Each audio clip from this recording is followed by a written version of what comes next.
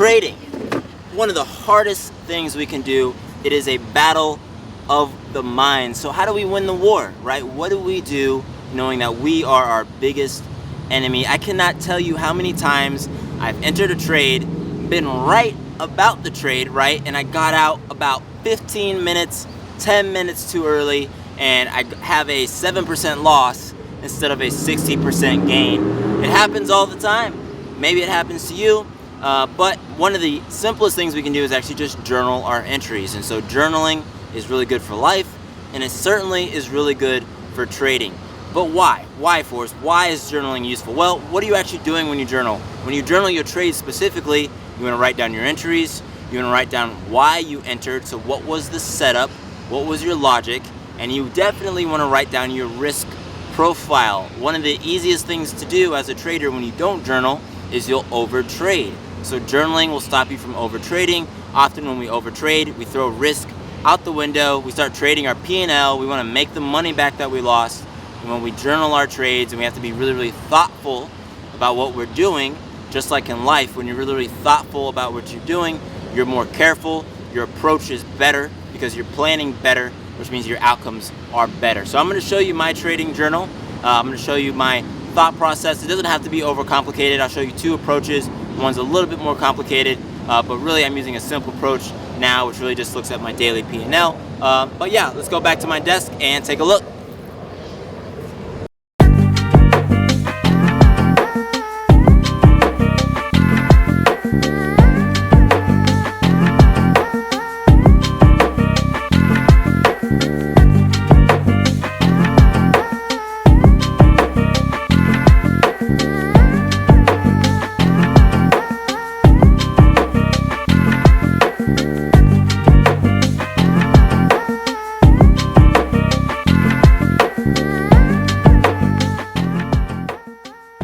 Alright guys, so I told you I'm going to show you how to make a trading journal, and I'm going to do just that. I'm going to start recording my screen and we're going to jump right into it. This is going to be much more of a practical video. So what I have on my screen right now is my first iteration of my journal, and so I'm going to show you two kind of views of a journal and how you can create one, but I will walk through this. Really this is going to be some of the things that I think you should track. So first and foremost, like I said, in the intro to this, trading is purely psychological, guys. There's some nuance I think that comes into it, into reading the charts, and I'm going to put out some more videos looking at price action analysis and things like that. But ultimately, a journal allows you to be accountable. So we can see a few things here on my screen. So first, I have the symbol, I have my entry fill, my exit fill, quantity, the type, whether it's a put, call. I actually have shares as an option there. The purchase price, the selling price, and then I have total purchase, total sell, profit loss, and then percentage of my weekly goal, and then whether it was a win or a loss overall, which is auto-calculated, the actual day and the week, and then I have notes. Whew, so a lot of stuff there. Do we actually need all of that? Well, I think when you start, you should over-journal, right? And so that's what we're going to do. First, we're actually just going to build out a new tab here from scratch, and it won't be as complicated as this, but I'm going to put all the things that I think a newbie should put. So what do we want to track when we journal? The point of journaling is to be as thoughtful as possible, right? So one of the biggest mistakes that newbie traders make is you overtrade, right? You don't know how to trade, right? Because you're newbie. You do not know how to trade when you start trading. You're practicing, right? You're practicing. Even if you're putting your own money on the line, that's okay, right? You're still, maybe you're winning some money, you're losing some money, but the fact is, you can't say we know how to trade yet. So we want to be as thoughtful as possible, and that's going to stop us from overtrading. So we're going to put a lot of stuff down. We want to track, the symbol name. We want to track our entry price. We want to track our exit price. We want to know, why did we enter the trade? And there's a few reasons under why did we enter the trade, right? Those are going to be things like, what was the setup, right? The setup is looking at price action going into the trade. What is the daily trend, right? I think this is something that people really, really forget, especially newbie traders. I do this still, is you're always trying to catch the counter trade, right? Trade into the trend if it's an up day, buy calls if it's a down day, buy puts. So if you're looking at your setup and your setup is opposite of the daily trend, you want to note that. We want to make sure we note that, and so that when I look back at why did I lose 10% on Wednesday, I don't say, oh, I just had bad trades on Wednesday. I go, oh, I traded against the trend on Wednesday. Oh, I see I traded against the trend on last week, Wednesday too. Why am I doing this once or twice a week? What is my thought process? That is why it's so important. You will forget these things, guys, which is why you need to be as nitty gritty in detail as possible when you're journaling your trades. So what is the daily trend? What else? What is my trade size, right? How much am I risking? We'll actually put that is, what is my trade size relative to my portfolio? So am I risking 5% of my portfolio, 10%, 2%? Is it over my regular trade size, right? That's a really important question to ask, when we're journaling our trades. Did I lose a trade, only risking 5% of my portfolio, then immediately risk 10% after my next trade because I'm trying to trade my P&L? Not good at all. Don't want to do that. So those are the things that we want to note: the symbol, the entry price, the exit price, the time of entry, and time of exit. These are going to be important too, because theta is a real thing. I trade options. We're going to assume this is options. It won't matter as much for other types of trades. Actually, that's not true at all. You always want to note the times of your trades. These, if you're looking at entry price and exit price, it's easy to find anyways. But you're going to notice some things, right? So especially if you're new, maybe you don't know this yet. Market is volatile in the open, it's volatile in the close, and it tends to be a little choppier in the middle of the day. So if you're entering a lot of trades in the middle of the day and you look at your fills and your trades aren't working out, there's something to note there. But that could go for any time frame, right? Maybe you're always taking trades at 9:31 a.m. and those trades never work out, right? You're always trying to guess at the open. Don't do that, right? So you want to note that in your journal. All right. So we're going to make these actual headings. We go symbol, entry price, exit price. We're going to save our notes for after. So we're going to say number of contracts. We'll just say that quantity, number of contracts, and we'll call this profit loss. And then we'll do our notes. So really, really, really simple, right? Notes is going to encompass all of these things, right? So these are all the things to remember. Here, we could just put general notes. Something that I did, and I might recommend, is actually having general notes, and then we could split out these other notes. So why did I enter, right? What is the daily trend? What's another one? Is this over my regular trade size? And we also want to put our entry and exit. I usually put this in the symbol column. So when you actually buy something, you'll have something like, Apple, maybe it's, I don't know, Apple share prices. We'll say 170 calls, 9:45 a.m., right? So it'll have all of that in my actual entry. So that'll be there. Maybe my entry price for this contract is, I don't know, something reasonable, say $1.50, right? Options contracts, you take the price, right? If you want to figure out what your total equity is in that position, you basically say, this is 1.5 times 100, right? And so your entry price is going to be equal to, I'll just make a new column for this. Insert one column to the right, and you'll see I did this in my other one as well. This is good to note because psychologically, humans, we don't do good with just percentages, right? So if I say, hey, two trades are both 10%, one trade netted me $100, another trade netted me $1,000. Even if those are both 10% of the portfolio, humans are affected by nominal values, right? We just are. And so until you've had a sum of money for a long period of time, you're not going to be used to that sum of money. Hopefully this is making sense, but the point is having your total entry and your total exit and having to look at that nominal value is going to help you not look at it later. I know it sounds crazy. Some reverse psychology. I think it's useful. You don't have to do it. You don't have to do any of this. These are just things that I think are good to do, right? So our total entry is going to be equal to our entry price times 100, right? That's going to be 150. I enter this twice, total exit. And did I put quantity? No, I put it over there. All right, so this is a little backwards. I actually want this to be number of contracts, total entry, total exit. It's really hard to do this in talk. So my entry price was 1.5, my exit price was 2, bought 10 contracts, so my total entry is going to be equal to this times 10 times 100, right? Cost me $1,500. Enter this position, my total exit is going to be equal to 2 times 10 times 100, right?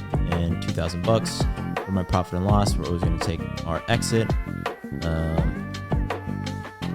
subtracted from our entry, and we get $500. And we'll format all of these as dollars, right? Except for our number of contracts. We want to be a number so that we don't get confused later. And we'll make this a whole number because you can't buy partial contracts. Woo! All right, so why did I enter this trade? I saw consolidation for 25 minutes right around 10:30 a.m. and there were a ton of bottom wicks on the 5-minute chart. Looked bullish. Cool. So that's some pretty good notes, right? Say what I really saw. It doesn't have to be crazy, right? Don't just say it looked good. I looked at some of my old trading journal notes and I'm like, oh, that's dumb. When you actually write good notes, I can look back here and I can reference this date. These times aren't real because I just made them up, but I can actually look at the chart at this time, next week or whenever, and say, was there actually consolidation? In 6 months when I'm a better trader, am I still going to say that this is consolidation, right? Is that really what consolidation looks like? So that's a really, really simple but effective note on a trade. I do also want to add in one more important column here. So we've done the basics, and this goes into more of my trading philosophy, but we want to note if we were profitable on the day. So we're going to put one more column on the right, and this is win, loss on the day. And this is going to be calculated based off of, so let's just say that this is 3, let's say this is 4, 40 of these, right? And I actually need to do some math on these, right? Boom, boom. And we're just going to replicate this for now. Oh, what did I do? All right, so we're back. So we'll have some trades here. We're just going to fill these numbers in. We'll make this 1. We'll make this 2. $1.40. Say that this was $1. Say that this was 0.5, and this was 0.43. All right, so I've got some random numbers. I've got some wins. I've got some losses. 3, 2.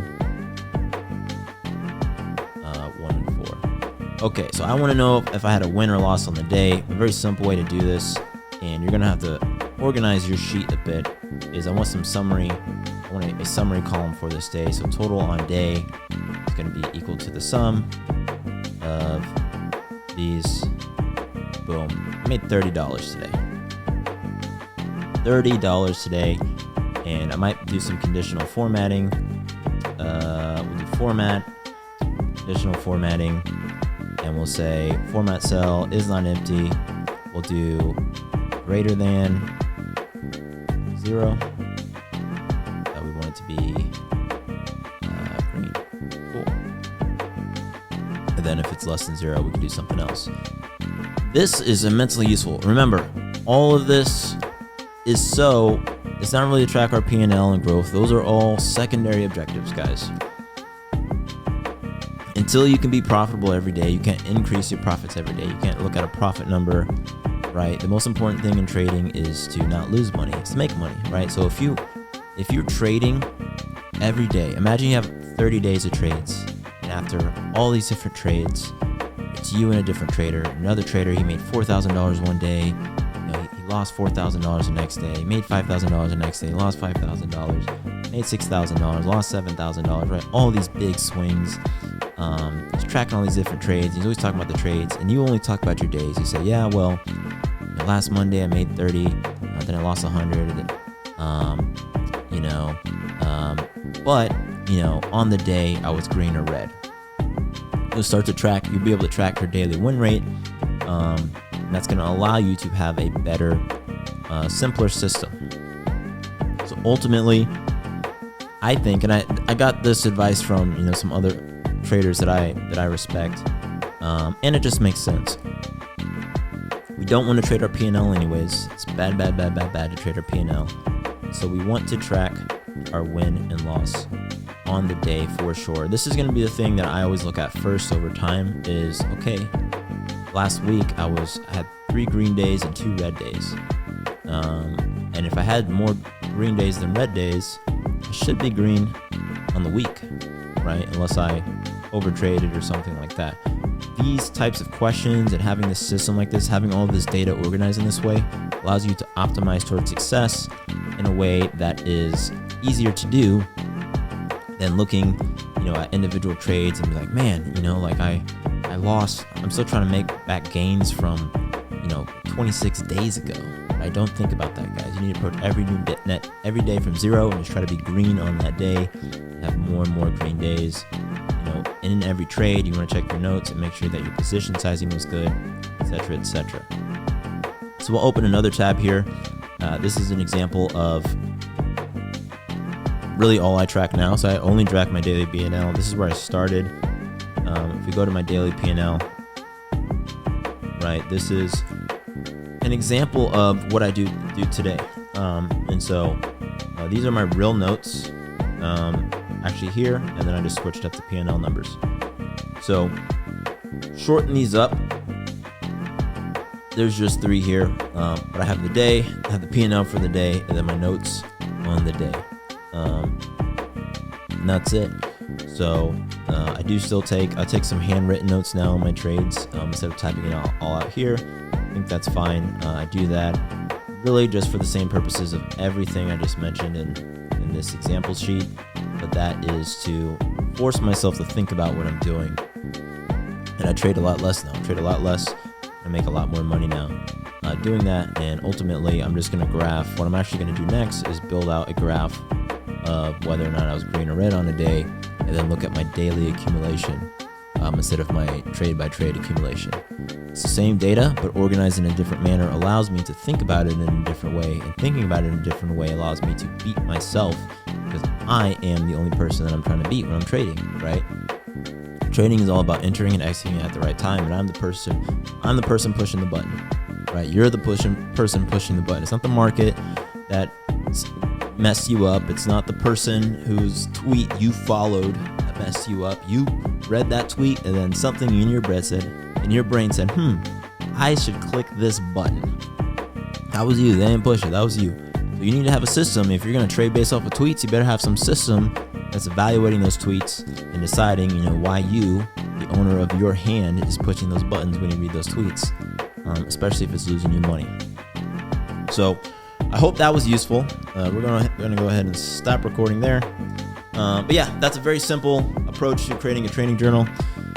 It's not rocket science. Obviously, I talked a lot about the psychology in that because that's the most important aspect of it. It's not something you should ever stop, by the way. Anytime I stop journaling, I get worse. So yeah, don't stop journaling, even when you have a period of wins, because what's going to happen is, you're going to look back and say you have 3 weeks where every day is green, every trade is great, and then you have a week where you're losing. You're like, man, what changed? You don't have any data. because you didn't write it down.